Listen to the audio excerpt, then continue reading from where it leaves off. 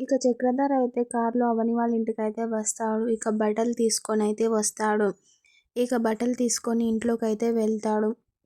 ఇక అప్పుడే పాప తాతయ్య అనుకుంటూ ఇంకా చక్రధర్ దగ్గరికైతే వెళ్తూ ఉంటుంది. ఇక పల్లవికైతే చాలా కోపం అయితే వస్తుంది. ఇక చక్రధర్ ఉండి ఇలా చెప్తూ ఉంటాడు.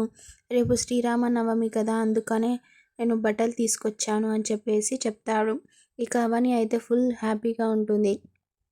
ఇక పల్లవికైతే ఫుల్ కోపం అయితే వస్తుంది. డాడ్ ఏంటి బట్టలు తీసుకురావడం ఏంటి అన్నట్టుగా. ఇక బట్టలైతే ఇక అవనికైతే ఇస్తూ ఉంటాడు చక్రధర్. ఇంకా అలాగే పల్లవికి కూడా బట్టలైతే ఇస్తాడు. కానీ పల్లవి చాలా చిరాగ్గా బట్టలైతే తీసుకుంటూ ఉంటుంది. ఇక పల్లవి అయితే ఇలా అనుకుంటూ ఉంటుంది.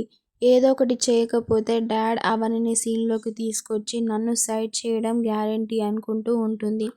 ఇక సడన్‌గా ఇలా తిరిగేసేసరికి పల్లవి ఎదురుగా కమల్ అయితే ఉంటాడు. ఇక కమల్ వినేసాడేమో అని చెప్పేసి ఇక పల్లవి అయితే చాలా షాక్ అవుతూ ఉంటుంది. ఇక కమల్ కూడా చాలా సీరియస్‌గా పల్లవినైతే చూస్తూ ఉంటాడు.